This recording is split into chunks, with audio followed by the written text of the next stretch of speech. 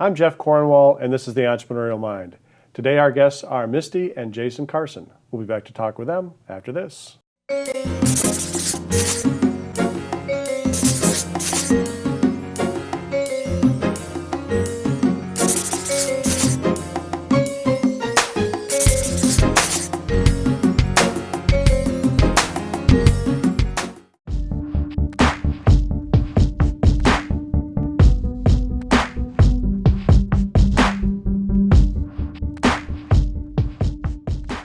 Welcome, guys. Thank you. Thank you. So good to have you here. It's great to be here. So, Misty, you and I go back a ways. We do. You were a student at Belmont, Yes. and at that point in time, you were a performer and a music teacher Yes. and trying to make your way in the industry. I was trying to figure out how to balance being a musician and wanting some sort of stability in terms of income. Good luck. Yeah, right? Yeah. So when I was in some of your classes, I was trying to figure out how to grow my vocal studio at the time. And I remember you getting very frustrated Yes.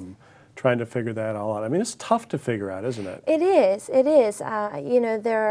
There's so much competition in Nashville, where we're located. Like that, there's competition with music. There's competition as being a vocal instructor, just all around, and just trying to figure out how to grow that business was quite frustrating. And I don't know if this is intentional or not, but and we'll bring in Jason into this because Jason also is a performer, and the two of you have each performed together. And you know, as I've watched Carson Creative kind of flow out of your own experiences and now coming together, and I've learned more and more about what you're trying to do, it always comes back to me the frustration you had in class with those projects. I'm thinking, they're trying to fix Yes. the very problem she had as an artist. Is that Yes. fair to say? I think so. Absolutely. Was that Absolutely. intentional, or do you think that just kind of happened? I think it just kind of happened. You know, I love trying to figure out how to solve problems. And it can be very difficult as an independent artist to figure out how to take your art and also make it sustainable in terms of a livelihood. And I started figuring out a few things, Jason and I together, just as we started going out on the road, performing as a duo, trying to do our own booking, trying to do our own tour schedule, trying to do our own radio tour. We just saw all of these problems and kind of a waste in the system, if you will. Right. And, I remember seeing both of you kind of in the middle of that, Yes. and I could see frustration. I mean, Absolutely. frustration with the situation, maybe even a little frustration with each other because, you know, you're on the road, 24 hours a day, living it and worrying about it. Right. At what point did you guys decide to try and fix this problem? How did that happen, Jason? Well, I think, we learned a lot from making the mistakes that so many people make when, they grow up with a dream and they want to come to Nashville and say, I'm going to be a star. And we admittedly fell a little victim to that, thinking, oh, well, if our music is really good and our product is really good, we can sell one of our cars, we can engage a radio promoter, get our song on the radio, and it'll be over. And sleep in the other car. That's right. That's right. And everybody will just love us. And Right. it doesn't quite work that way. There's a little bit of a rub that's going on. It's been going on right now with the way, kind of the changing of the guard in the music industry. Broad brush statement, but the music industry Right. and the changing of the guard with digital music and kind of everything shifting over. The money is still flowing, but it's just flowing in different directions and Right. kind of going through different channels. And to try to kind of show up in Nashville with a dream and do it the traditional way is just going to be met with a bit of a rub, to say the least. So. Well, and to me, it makes so much sense for the two of you to be doing this because you've done it together, but you Yes. also both grew up in this. I mean, We did. you were very young when you were performing. Talk Yes. about that So experience. I grew up in Texas, and there's so many live music venues, even for a child to get up and perform in. And so I spent most of my early years performing around the state of Texas and then coming to Nashville, even in my teenage years. And it just has always been kind of in my blood, But when you grow up in something, it's exciting, and you don't think of it as, oh, I'm creating something, I'm creating a business, I'm building a career. You kind of, like Jason was talking about, you have a dream. And I think that's where the frustration is how do I make this dream a reality as I grow in it, as I get older, that sort of thing. And you also grew up in the business. Started very young again in television as a child with the Mickey Mouse Club on the Disney Channel. I was a cast member and Mouseketeer on that. So that was a real high standard of professionalism, entry level for me. And you probably thought, well, this is going to be great. This is going to be so the rest of my easy. life. Yeah, exactly. And there was a degree of that. And then I came to Nashville after I was done with that experience, and because I knew that this is where I wanted to be. I wanted to live and thrive and grow in the music industry, in the music scene here.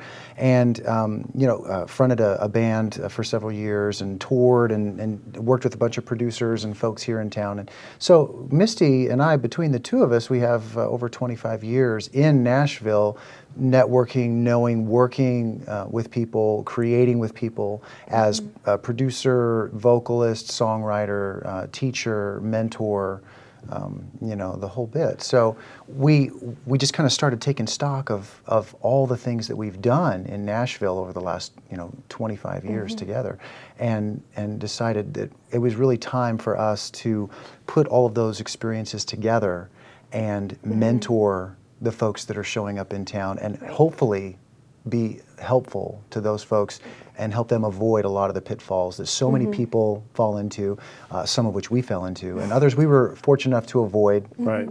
But that's really the focus. It's just a season of being the mentor. And So imagine I'm a young kid. Okay. I know that's hard to imagine. Yeah, but imagine I'm a young kid, and I've had all this attention and all this adulation, and my family have told me how great I am, and everybody says, go to Nashville, you're going to make it big, and I was probably a superstar in my hometown. I mean, that's the kind of life you guys grew up in. Just about everybody, yeah.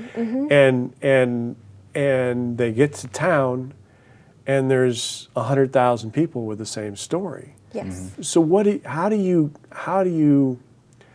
take them from that to having a chance of making it? Kind of walk through what you would do with me at that point. Well, what we would probably do is sit down and have a cup of coffee and just ask you, what are your goals?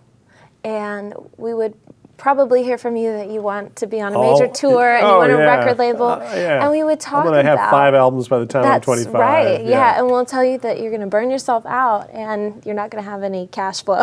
You're just going to be in debt. Right. And so what we try and do with young artists and young musicians is take them through this process of goal setting and figuring out where their strengths are and what their weaknesses are, and to help them gain the tools necessary to help them in those weak areas, but also kind of help transition them in their mind from, I'm an artist, I can sleep until noon, I don't have to have a real job, nobody expects me to be on time, to being a small business owner. Right. When you start thinking about being a small business owner, you're thinking about how are you going to invest in yourself? Something that you hear a lot here in Nashville with young artists is, I just need to find an investor. I just need to find an investor. Right.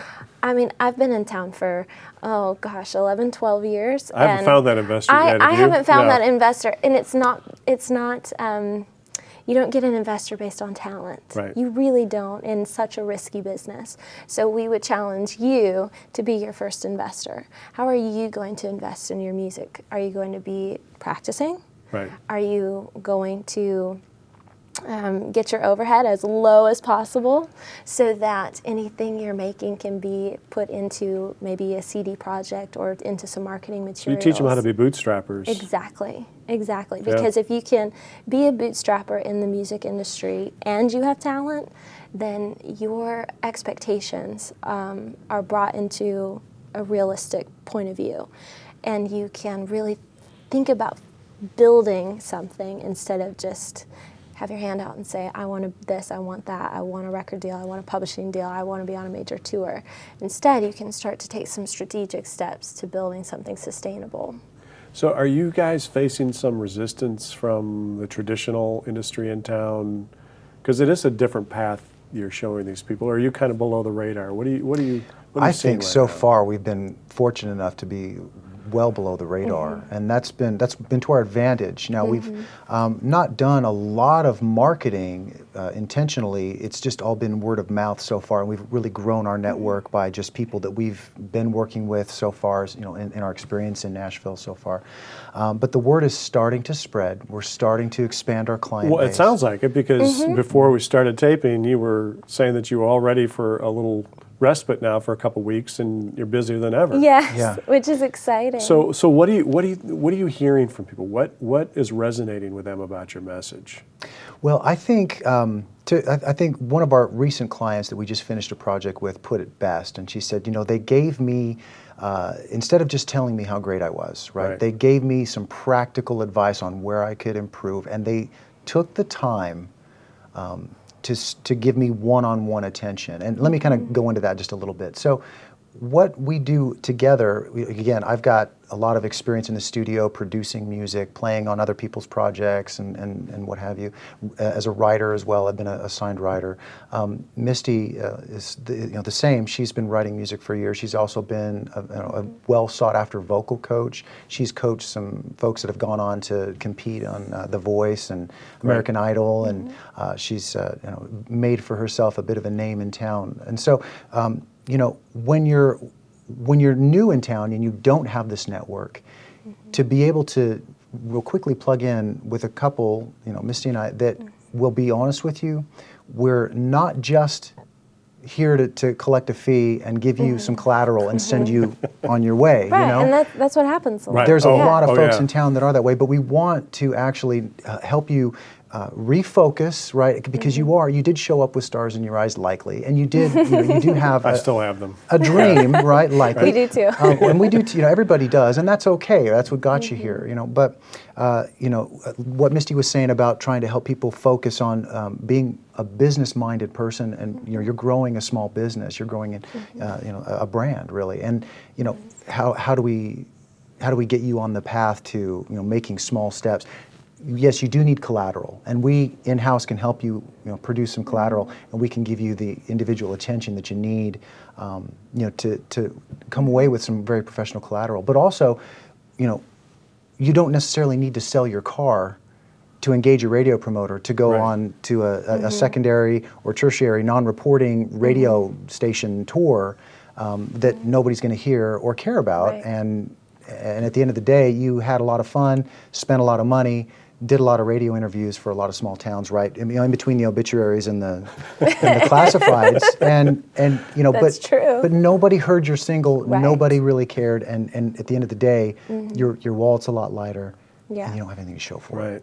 So I think what's resonating with people is that we care, and we're willing to tell you, well, maybe let's rethink this. Whereas what we find with a lot of services in Nashville, whether that's the studio, whether that's a promoter, a lot of you have to kind of piece your team together. Everyone will say, you need us, you need us, you need us. And you hire, let's say you hire on a promoter, you hire on a booking agent, and they don't do anything. And that can be really expensive and very disheartening. And so what's resonating with people is that we're really here to help, and we're here to customize packages and what does this particular artist need. Well, and working with the two of you, I mean, you and I've worked for a long time, and I've been talking with both of you, which has been my pleasure more recently. What I come away with is that you guys embrace your mistakes, and you own them, and Fair you learn enough, from yeah. them. Right. And I've got to think that that's got to carry forward Yes. into coaching and working with these young artists, that you have that credibility of, not making it sound easy, not sounding like a gold-plated road to stardom, but that, there's things that are going to go wrong. There's things you shouldn't do, and we've done them. Yes. It's sort of like, sometimes my students will say, did you ever do anything right as an entrepreneur? And I'll say, yeah, but the best lessons are the things that I've messed up. Right. And that's, I love that about you guys, is you're your honesty about that, I'm sure that carries forward. You were talking about word of mouth. So is this word of mouth between artists that's starting to happen, or is it? Yes, So and artist management, and we've boy, that's high praise if artist managers are Yes. referring to you guys yeah, right now, yeah, and it's great. because they're pretty careful who they refer to. They are, Yes. and we're very fortunate that we've met some great We are. folks that sent our way. Some folks that were willing to help us get started in our new venture and help us build a catalog out and help us try to grow something and have some collateral to show people, look, we can help, and that's Right. that's the focus. I think the all-encapsulating word, if somebody says describe what you are in one word, I think it's mentor. We're not your manager, Right. We're not your label. We're not your mama, we're your mentor, Right. Right. And we're here to give you some advice. It's up to you to take it, And real advice too. real Sure. advice, right? Sure. We sat down with a client that was doing a 5-song EP with us, and she had some really big ideas of going on a radio tour. She wanted to do a really big music video, and we just had to keep reminding her of her budget. Ultimately, at the end of the day, it's her decision. And that's Right. what we really stress with our artists. At the end of the day, it's your decision. You're the business owner. You know what's right for you. But I was really excited to see just some of the choices that she made. And something simple like instead of doing 1,000 presses of her CD in a 6-page printout, full color, which is extremely expensive. She went with something a little more practical, and we were just there to be able to say, a lot of those are going to end up as coasters. Let's think about how we could, like you were saying, bootstrap this. Right. And, it's just little things like that. And then you also have, lessons, like voice lessons or guitar lessons to help with their actual craft as Right. well. It's interesting, as someone who mentors a lot of entrepreneurs and small business people, there's a saying we all share that do that, and we talk about that sometimes you just have to tell people that they have an ugly baby. Sometimes you just have to be honest and say, no, this is not what you should be doing. and is that something that you find yourselves having to do? Yes. I love that. I think that should be Carson Creative, helping you find out if you have an ugly baby. Yeah, We're not afraid to tell you. You've got, Yeah. but But in a way that you care. I mean, you're not telling them to be mean. Exactly. You're not Right. telling them to put them Well- down. You want to help them well, make the best of that ugly baby. That's right, I and think- you absolutely can. I think Right. we could best, the best example of that is this same artist that we were talking about. She'd been in town in Nashville trying to make a go and get some collateral finished for over a year. And so when we sat down and just had coffee with her and tried to get to know her a little bit and really identify what her trajectory is that she thinks she wants to go on, which may be right, and if it is, we'll tell you and we'll help you and encourage you, on that route too.